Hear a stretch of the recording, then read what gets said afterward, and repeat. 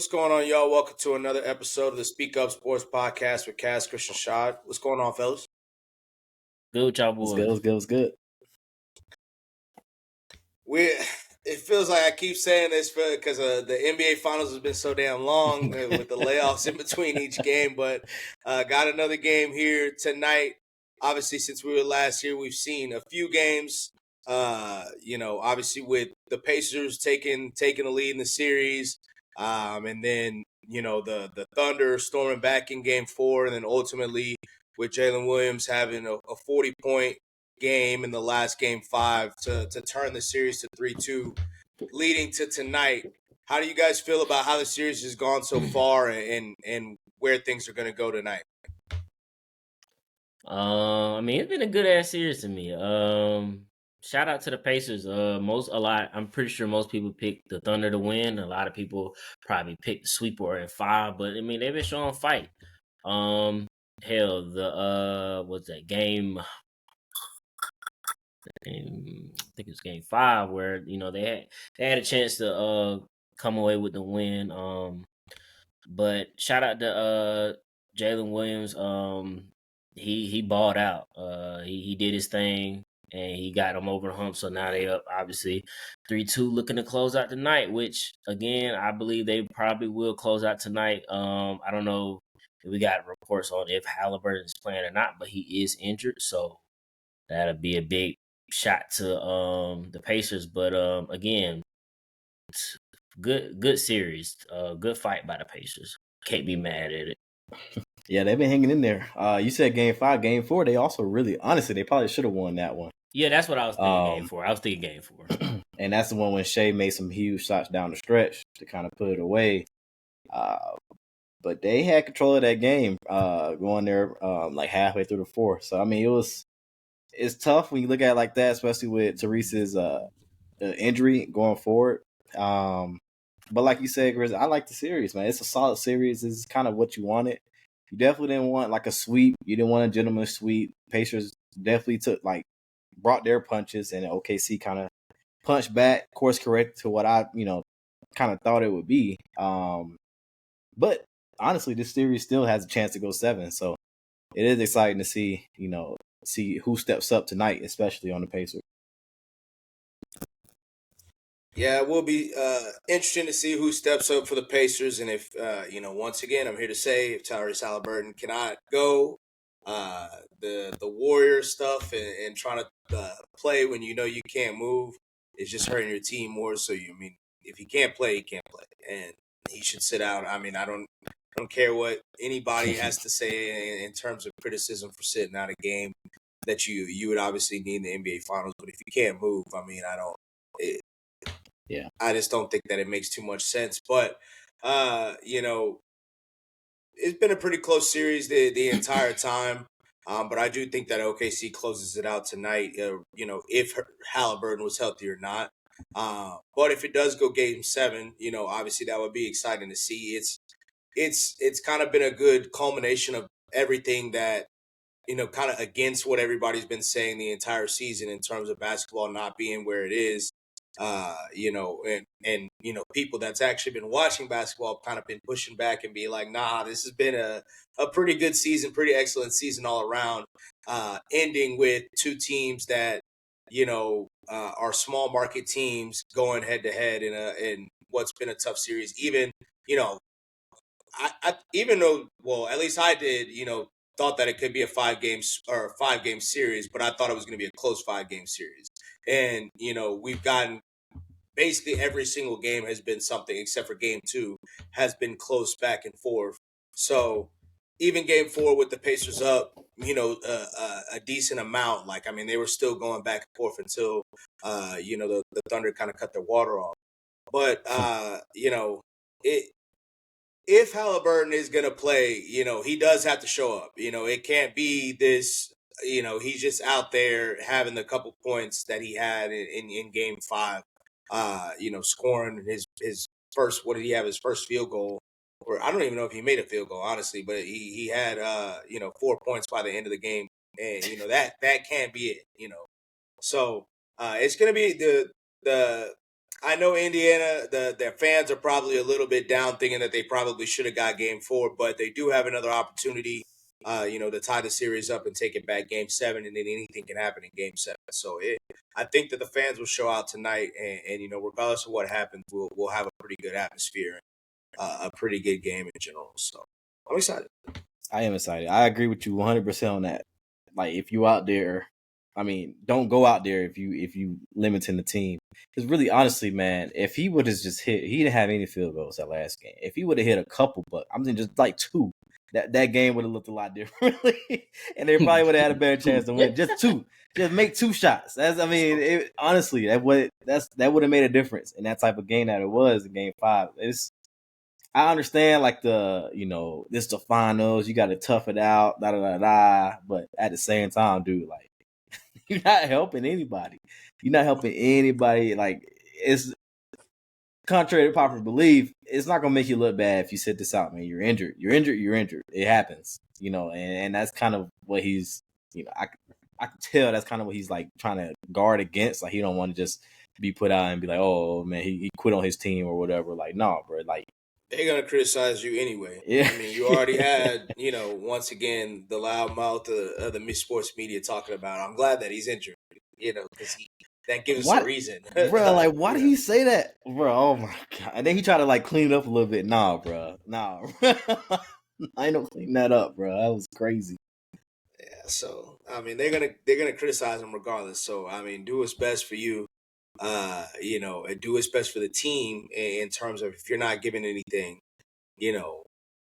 this is game 6, do or die. So it's gonna be a very tough game, and if you can't get anything, then let's not do the show, the smoke and mirrors, just for the sake of doing it. So yeah, that's how. I'll put you on that. With that being said, we also did have a massive, well, if you want to call it massive, a trade occurred during the NBA Finals, which is still a little bit weird, but Desmond Bane has been traded to the Orlando Magic for KCP, Cole Anthony, 4 first-round picks, and another pick swap with that. How do you guys feel about the trade in general, and did it shock you guys that Bane was traded ultimately? Yeah, I mean, as far as shock value, I guess you could say I was a little shocked by it. I like the trade. The picks were weird, but I'm starting to believe that now teams don't give a fuck about picks anymore. Like it theoretically, like, you hear, wow, 4 unprotected first round picks, but I think we had this conversation before. Like, as far as like incoming prospects from, like, the college, after like the first 15 or so picks, most people don't even recognize who the next group of kids are, or the next group of people coming in the league, and they do a bad job of just trying to understand, like, as far as who's in college and who's this and that and third. So I started to believe that most teams just throwing picks around. So I'm not even gonna look into that, but I mean, I think it's a good trade for both teams.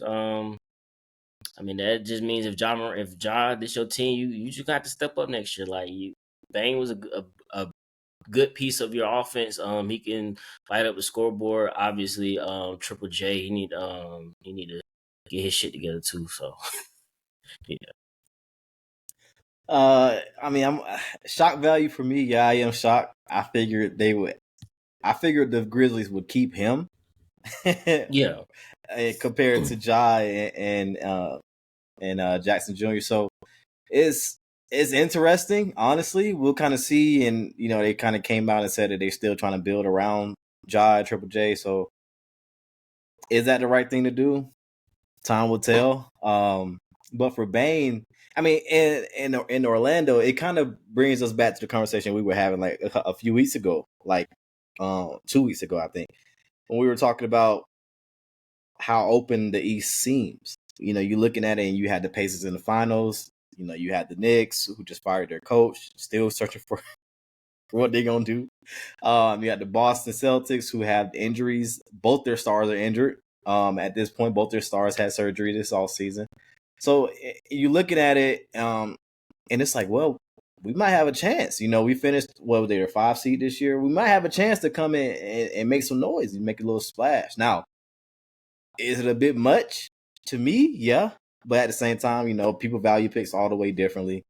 I value it. I mean, I look at it as like it was a lot. I feel like it's a lot to give up for Bane. I feel like if you're not even counting like Cole Anthony's kind of his prime, his tiers, top level, what he can get to. If you're just looking at the picks, it's like it's a high possibility that one of those picks, just one of them, will produce a player that's equal to or greater than Bane. So it is an interesting choice, especially Possibility. it's yeah. High possibility that yes, you get that one of those five, that one of those four unprotected in the pick swap will be on the level of Bane. Maybe high possibility. And I think it's a pretty good possibility. We could do it. I don't think that's too far. I don't think that's too far at all. I mean, we talk about a dude that can put up. We talk about a dude that's putting up 20 points a game. Like that's not something that's just easy. That's not. It's not easy. It's not easy. But you talk about a for like one of those picks has a possibility of producing. I don't know. For a young team, it's an interesting choice. But like I said, I'm not surprised that they're going for it because of what we talked about in the East. Yeah, I agree on that in terms of in the East where it's wide open, and I mean they went 7 with the Cavs last year. Obviously the Celtics series this year was quick, but I mean the Celtics whooped their ass, but they were still giving them everything they can handle as well, especially with Franz and Paolo, how they were playing. So I mean they definitely can think that they're in a position to hey, we think we can beat the Pacers, or at least we can make a run like that. We think we can beat the Cavs. Obviously, like I said, they just went 7 games with them last year. So in terms of fit, I like it. The 5 first round picks really, but the 4 unprotected first rounders is it a lot? Maybe. I mean, I think that it's when you first hear it, it's like, damn, that's a lot. But then, like thinking about it, it's also like you do have Franz, who's young, you have Paolo, who's young, you have Jalen Suggs, who's young, and now Desmond Bane coming in. So you're kind of set in terms of what your core is looking like. So, I mean, the odds that these picks are going for that specific team that are going to make an impact, maybe they can weigh that and be like, hey, we have a little window, and it's not necessary that we want to bring a rookie along. The thing that I don't like is giving the pick swaps or having the ability to pick swap with either the Suns or the Wizards pick, which is given how the Wizards have been over the past few years, given what the Suns look like right now in terms of all this Kevin Durant conversation, we don't know exactly what the return is going to look like. Given some people are thinking, oh, KD's going to go for so much given this trade, but he is 10 years his senior, so it's a little different and hasn't been healthy like Bane has. But, getting a 20 points per game scorer, damn near 40% 3-point shooter, guy that can play decent defense, I think that's a good pickup, especially around the team, especially given the needs that they have.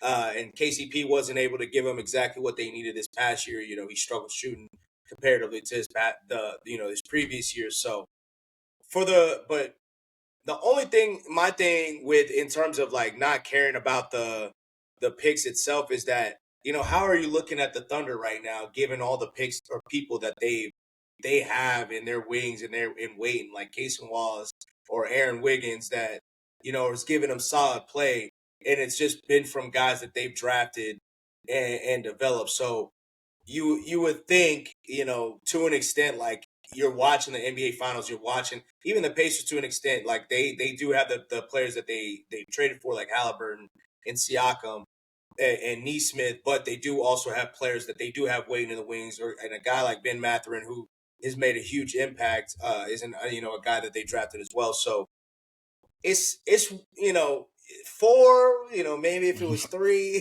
Yeah.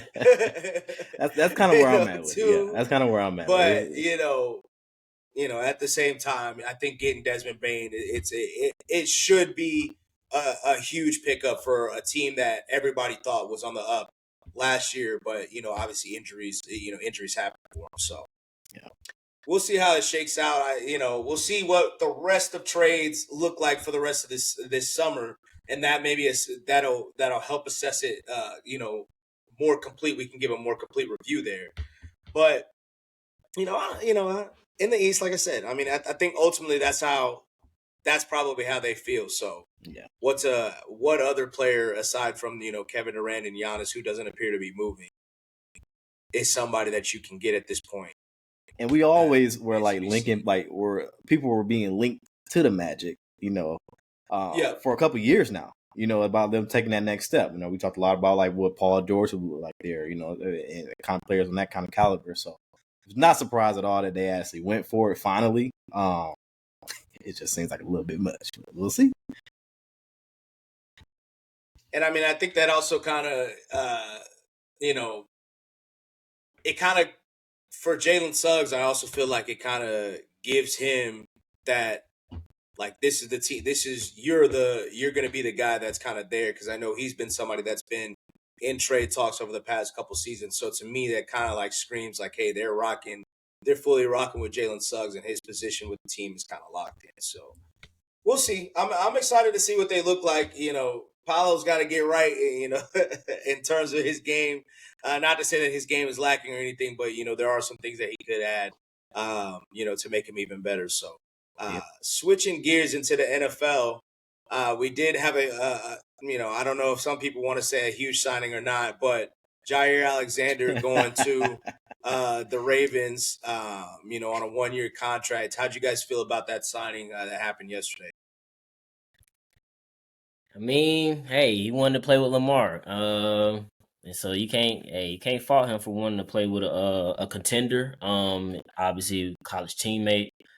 I mean, I like it. I mean, that just solidifies their defense. I mean, they always had a good defense, but having him in part of their starting core with that defensive backfield they got is pretty solid. Obviously, the only hesitation is the amount of games he's played these past years. He's been injured a lot, but I mean, if you can they got him for a cheap deal. So I mean, it always helps when you got a quarterback that somebody wants to play for and they know personally. So it makes it a little easier. But I like it. But I like it. Just to answer your question, I do like it. Y'all better win. That's all you can say about that one. I like it as well. Of course, Shad and I predicted it last week on this pod. So not surprised how it went. I figured it would, if it was to a team like the Ravens or like one of those contending teams, it would have to be a cheaper deal. I just didn't know that he would go for that. But you want to go for a 1 year. I think it's $4 million up to $6 million. Yeah, six with incentives, but it's $4 million. Yeah, so it's like that's a true prove it deal. Like you better hope your body right and everything, Jaire, or you can be on that path where you just signing 1 year deals for the next couple of years to you out. So hopefully he has a bounce back season and can stay healthy for a majority of it. Kind of goes into what I was talking about last week as well, as far as like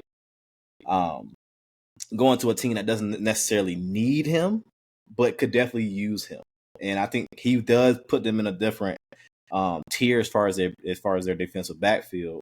But it's not necessary for him to play every single game for the Ravens to make the playoffs. You know what I mean? So, in my eyes, I think it's a good fit. I think it's a great fit for him. Of course, we saw Lamar post last week week and a half when Jaire got released.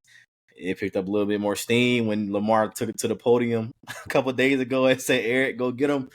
And then a day later, he got him. So, I mean, that was probably already cemented anyway by the time he sat down on the podium. But I'm excited to see what it looks like. And Baltimore's backfield, man, that shit looks lethal. It looks, even if Jaire's not there, you still have young guys behind him. You still have Nate over there on the other side. You still have TJ Tampa, who you drafted in the 3rd or 4th round last year. So it is exciting to see. Yeah, it just adds more depth to their team in general, and our Darius Washington got hurt, but their safety got hurt during the summer, but there's a possibility that maybe he returns towards the end of the season as well. So if Malachi Starks ends up becoming what I think he can become, and he was a first drafted safety this year, so if he does end up becoming a really good player like what he was at Georgia, that that what was kind of obviously they played better last year towards the end of last year, but was kind of a weakness for them now becomes a strength. And then for Jaire himself, I mean, like you said, he doesn't have to necessarily play every snap. He can rotate in with Nate Wiggins, and depending on if they're a nickel and stuff like that, if they've got three corners out there, with Marlon going into the slot, and obviously Kyle Hamilton comes down to the slot as well sometimes. So there's a lot of ways that they can utilize that team to kind of keep him fresh, and it gives him a good opportunity, obviously, to play with Lamar. Obviously, they appear to have a good relationship. Back to college. I mean, they even had, he even had a funny or viral moment that happened during the draft when he got excited when Lamar got drafted as well. So, it was, I was surprised that he signed as quick as he did. Yeah. Typically we'd see, those signings kind of happen closer towards the beginning of training camp, but he probably was, had his mind set up. It probably was something that was already in the works for the time that he got released. But it's good to see, he fits what, the perceived Raven culture, it appears. So I think it's going to be fun. And it kind of makes, what some people viewed as a weakness, a strength for them. So, this is their opportunity. People think that Kansas City might take a step back. Obviously they could have beaten Buffalo last year, and they've had, the Bengals number over the past few years, really, since Lamar and Joe Burrow have been there. So it's, this is their time. They have another tough schedule this season. So the depth will be absolutely needed because it does seem that they always have injuries as well in the backfield. But it's going to be fun to watch. It's going to be fun to watch. And I think that, Jaire, getting a fresh start from some of the freak injuries that he's had, always can make some things change. So we'll see how that goes for him. But given us having talks about the backfield and defensively, we can go ahead and get into our top tens as we get into as we move into training camp and into the next season, going into the top tens at each position for what we think things will look like at the end of the season. So we're starting off with safeties this week. So go ahead, Chris, you want to kick it off for us? yeah, I can get off. So for me, I didn't put any rookies. I don't like judging rookies off their first year, trying to make them better than what they could be or can or may not be. That I feel like that's unfair for me to do that. So that's just a caveat. I know maybe Cass probably had Malachi Stark, and I know he had it somewhere in there. But all right. So for my top 10, y'all want me to go in order? Oh, okay. Well, okay. This is just my 10. I got Javon Holland in my 10.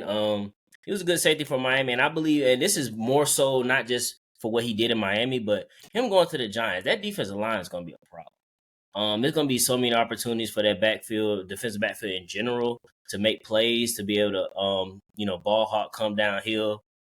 So I think that was a great opportunity for him. Obviously they got Abdul Carter also. So I think with him being on that team, I think the opportunity is going to be outstanding for him. I got Buda Baker. He's just been. I mean, it's funny. A lot of people on my list is going to be. Well, you'll see, but it's a few like people that just been around. Like they just the mode of consistency. Like Buda Baker. He's one of the best players for the Cardinals. He's always consistent. Playing every year, and he makes plays. So I still have to have him in my top 10. Next, I have Kirby Joseph, led the league in interception this year for the Detroit Lions. Although for whatever reason, I felt a lot of times I felt last year that he was just, it just lucked out. But I mean, that's you being in your position, you being able to make a play. Yeah. Arm punts. So yeah, that's why I was like, but I can't knock that against him, man. You in a position, you making the plays, the coaches tell you what you need to do. You in a position to make the plays, and if you making the plays, I can't knock that against you. So I got him in there. Antoine Winfield Jr. obviously for the Tampa Bay Bucks. I mean, Cash, he make plays. A lot of these are obviously playmakers, but again, consistent. I just think that he's in the right situation for himself. He's one of the reasons why Tampa Bay actually has a decent defense at times. Other times when he's there, it's clearly visible. It clearly could be seen when he's not playing. Also got Derwin James. That's one of the people I was just mentioning about earlier, where he's been in the league for a minute. But hey, he's one of the bright spots on the Chargers defense with a lot of moving parts on their defense. He's still there. One of the bright spots. You're always gonna know he's gonna make a play, so I gotta keep him in there. And then Kirby Joseph running mate Brian Branch. Man, he came to the league, took it by storm. He been on the ground running ever since. Always making plays. And I like the fact that he's interchangeable as far as being in the slot versus just being at safety in general. But I got him at safety obviously on here, so I got him. Jesse Bates. Cass, I mean, talk about him, but yeah, Jesse Bates, man, he makes a lot of plays for the Falcons. He's a real good ball hawk, so you can't deny his talent. He's still one of the top safeties out here. Obviously Xavier McKinney, for Green Bay Packers, I got him in my top 10. Yeah, we played on the first game of last year, and ever since then, he was making picks almost every other game. He just making plays. I thought, Giants was missing that last year, but it might have recovered by getting Javon Holland. But that's one of the players I thought, y'all should have signed him back outside of obviously Saquon. And yeah, okay. And then I think he's the top safety on my list is Kyle Hamilton, man. My God. Hey, that's a ball player right there. We was just talking about the Ravens and like being able to get Jaire, and then also like I just said earlier about, they did draft Malachi Stark, but that allows Kyle to be all over the field. He can play back, he can play front, left, right, whatever you need him. I think he's like the ultimate like Swiss Army knife, as you would call it. Like he just make plays, like, and he's not afraid to tackle. Obviously, he can play in the box, and he big as hell. Pause. But that's my list right there. Okay, solid list. I like it. A lot of carryover. A lot of carryover from my list. But also one thing I want to say, it is a lot of good safeties out here though. For I was once I was going through the list, I was just looking. I'm like, damn, okay, because I mean, I didn't mention Minka. I still think he's a solid safety. He might have been on a little downturn this year, but I still think he's a very solid safety. I wouldn't be surprised if he make a bounce back this year in general. But and then you got young ones coming up like Jalen Petrie, Cam Curl, Cameron Kitchens, yeah. So, it's a lot of carryover for your list and my list. I'll start from the bottom, go up like you did. I have Javon Holland on my list too. For that same reason, I feel like he's going to be in a position to make a lot of plays, and honestly, for their success, he's going to have to make a lot of plays in that backfield. So I am expecting a big year from him. That will match his pay for sure. I also have Julian Love from the Seahawks. Okay. He stepped up big last season, especially under the new coach. So it's McDonald. So it's interesting to see how he develops alongside. You bring in a safety like Nicky Manwari, who obviously very different. And obviously will play close to the line of scrimmage. So he'll be able to do his thing on the back end as well. I expect big things from him. Same two that you said, Chris, Derwin James, Budda Baker, been around, but arguably both of them had one of their best seasons last year, especially Budda, and that was good to see. Good to see both of them stay healthy. Good to see both of them produce. Budda's just he's just a rocket. Like you put him anywhere, great against the run. Same thing as Derwin. He played along the line of scrimmage a lot. He that Falcons game, y'all sit here like, yeah, he's still up there at the top, top safeties in the league, man. He produced all over at the line of scrimmage in the backfield. He had to pick that game. Then I also have Antoine Winfield Jr. he just has to stay healthy. That's pretty much the thing with him. Like you said, Chris, like when he wasn't in their defense last year, his presence was definitely missed. There was a lot of leakage around there, and it got to the point where they had to adjust things on their back end to kind of deal with his loss because he does so much for that team. So as long as he's healthy, he's going to be in the top. I got Kirby Joseph as well. He said in the right position a lot, but you're all pro. You contribute for that Lions team that needed your contribution because it wasn't the best, especially after Aiden went down. It wasn't the best defense at all, but you were still doing your part. I got Brian Branch as well. To couple with that, like you said, the versatility is just unmatched. Xavier McKinney is also on my list. That stretch of 5 games, Chris, where he had like a pick every game. Like he really showed out for Green Bay when coming over from the Giants. Wish that was a choice to let him go, but again, you end up getting a player like Holland, so we'll see. And then Kyle Hamilton, also versatility unmatched. The addition of Jaire will be amazing for him. He's definitely going to be that puzzle piece to kind of move around the defense and make plays. And I'm expecting a huge year for him. And I also have Jesse Bates up there as well. No All-Pro for my boy Jesse Bates last season. Coming off of a 6-pick season, he just had a mere 4 picks, 4 forced fumbles. But no All-Pro. It's fine. It's whatever. Jesse's a dog though, man. He's one of the most reliable people on the Falcons defense. I think they should re-sign him. I will say that. At least till he's at least a couple more years. But I'm expecting a huge season for Jesse Bates. If the pass rush is better, that's a big if, but the pass rush is better for the Falcons, that will allow him to make more plays on the back end. So maybe he'll get back up to those 6 picks that he had his first season with the Falcons. We'll see. Yeah, those are my top 10. Okay. Sounds like we all got Javon Holland for basically all the same reasons because the pass rush looks like it'll be something serious with obviously with Thibodeau, Abdul Carter, Brian Burns, and you obviously have Dexter Lawrence in the middle. So, I mean, it could be a problem. We'll see if it – and it also seems like the Giants just in general have, a real course of action and plan that they're looking to execute this season. We'll see how the quarterback situation goes for them between the 3 quarterbacks that they've got. So, but it does look like that defense at the very least will be stout.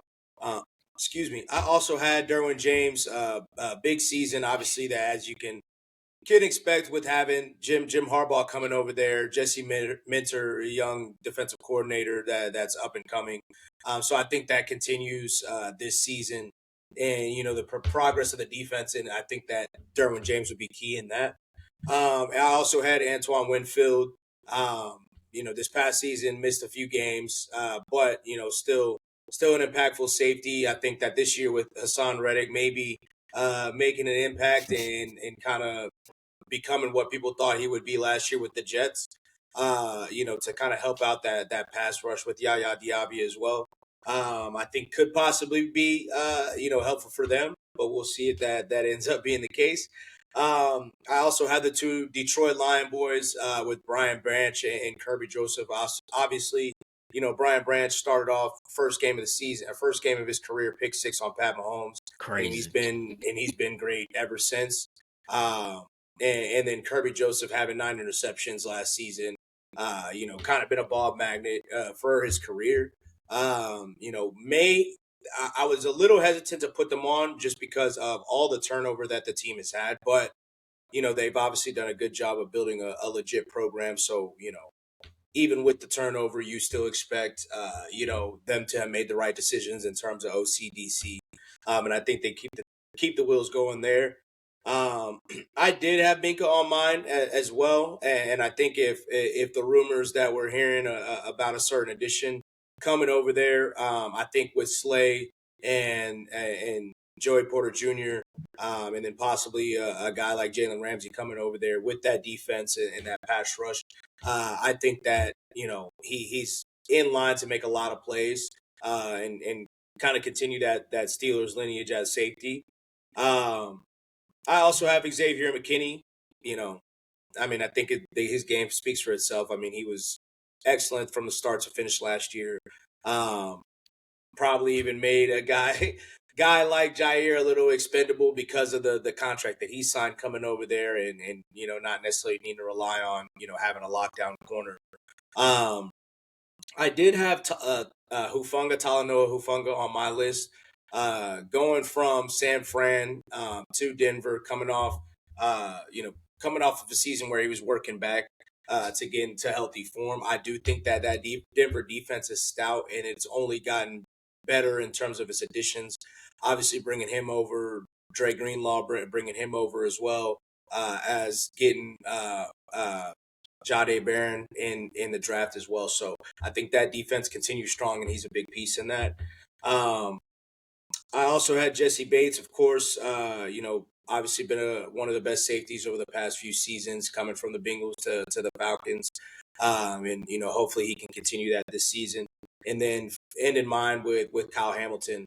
Obviously we've been talking about the Ravens because of the Jaire signing, but I mentioned that they did have their struggles earlier in the season last year.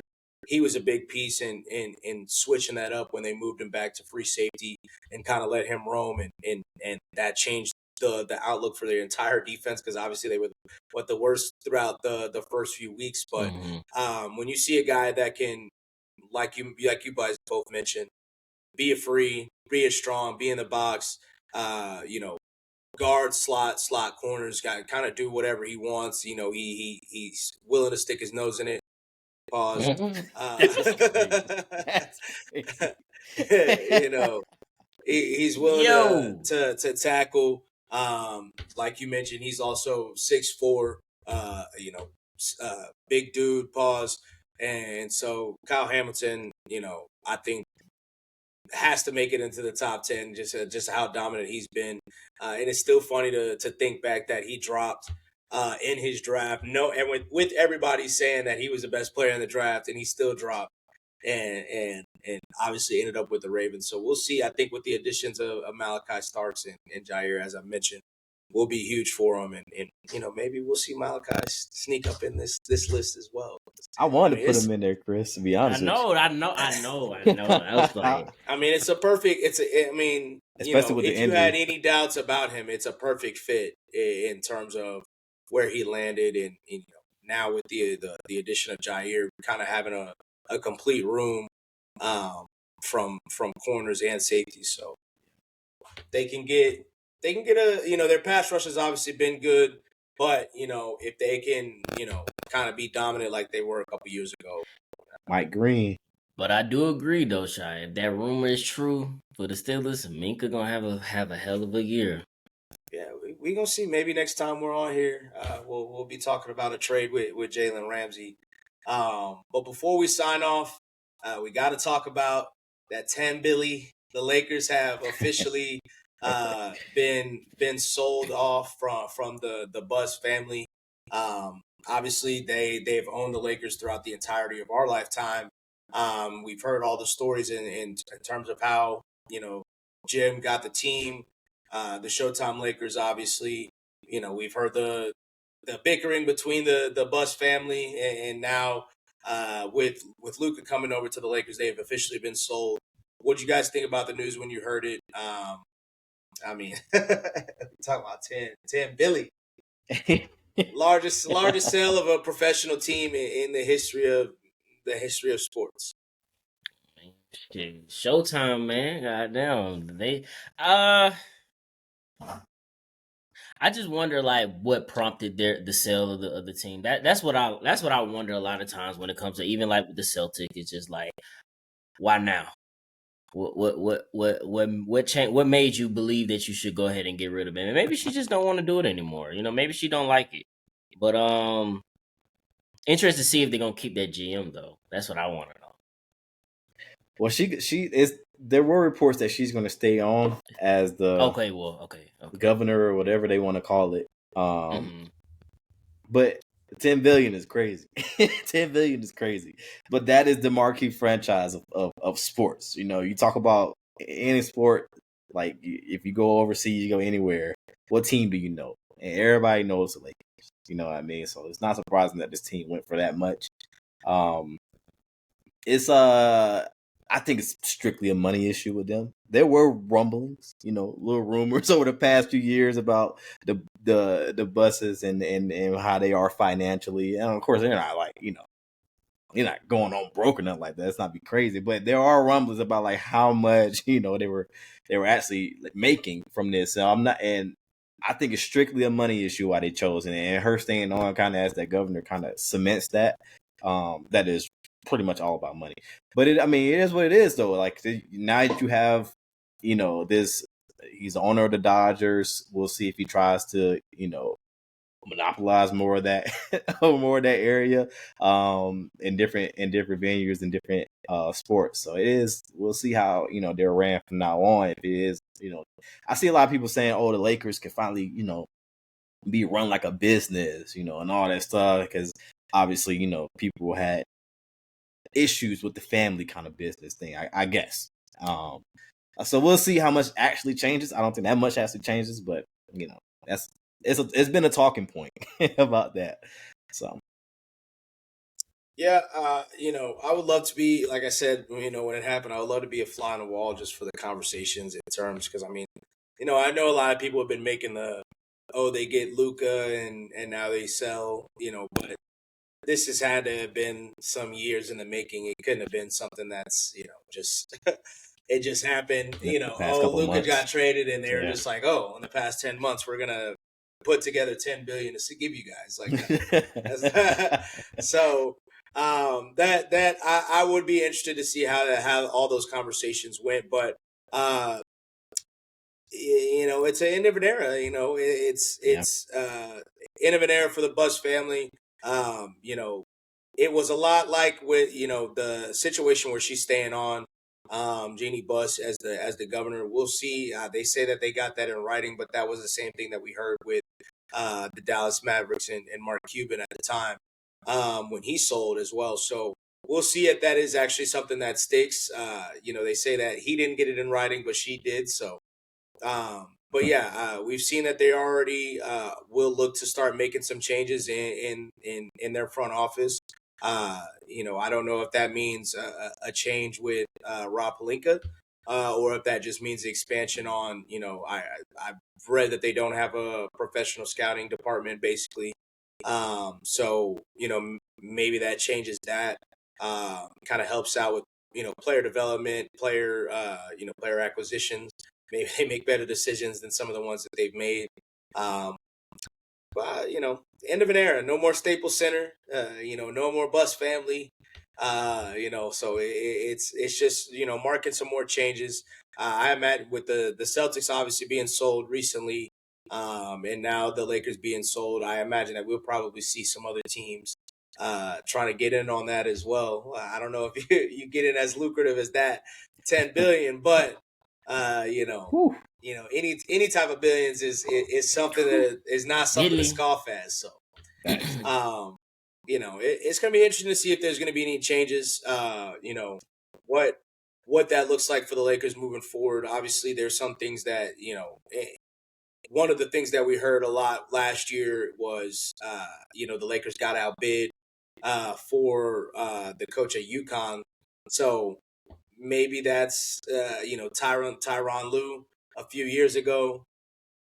Maybe that's something that instead of trying to get the second coaches, not to say JJ Redick is bad or Frank Vogel or anything like that, but maybe having the ability to go after exactly who you want, and you're not just trying to sell them on the, hey, this is LA, this is the you can be a part of the mystique instead of just trying to sell on that. You can actually close on more things. So something to watch moving forward. But that gives us a wrap for another episode of the Speak Up Sports Podcast. We will catch you guys next week, hopefully with an NBA Finals winner. Hopefully.